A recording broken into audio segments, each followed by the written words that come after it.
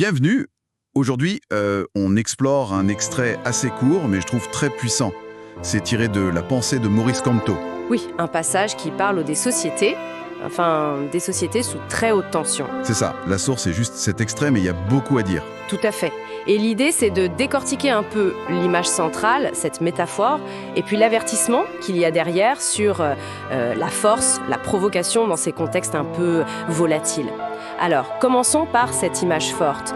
Le texte dit « Quand une société a été transformée en une usine à gaz », qu'est-ce que ça vous évoque, cette usine à gaz ? C'est une image extrêmement parlante, je trouve.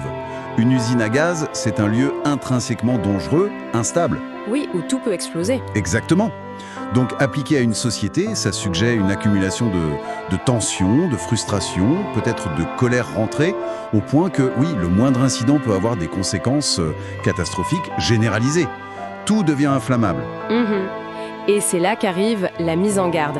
Malheur à celui qui craque une allumette. Et le texte vise spécifiquement, il les nomme, les plaisantins, les inconscients, les matamores. Oui, et ces catégories sont intéressantes. Craquer l'allumette, c'est l'acte déclencheur. Ça peut être une petite provocation, une parole en l'air, une action irréfléchie. Même sans mauvaise intention au départ, peut-être, pour les inconscients par exemple. Probablement.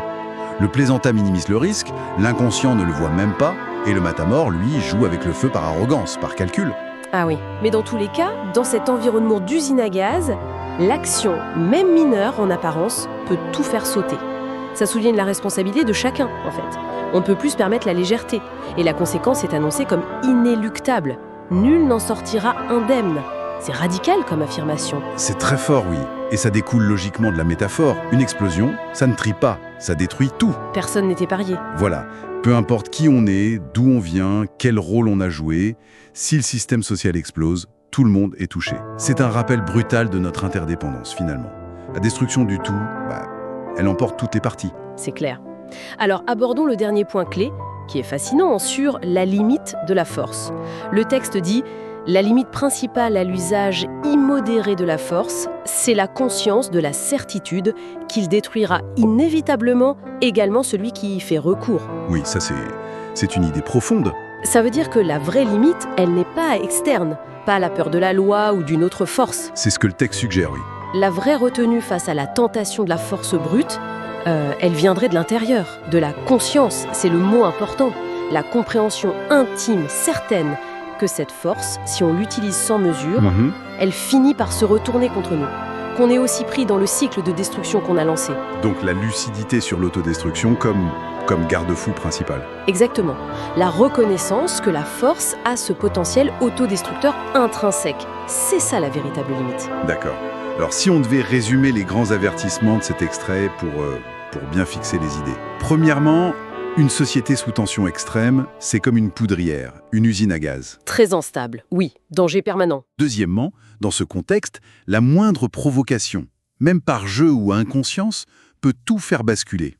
Et entraîner une catastrophe pour tous. C'est le « nul n'en sortira indemne ». Voilà.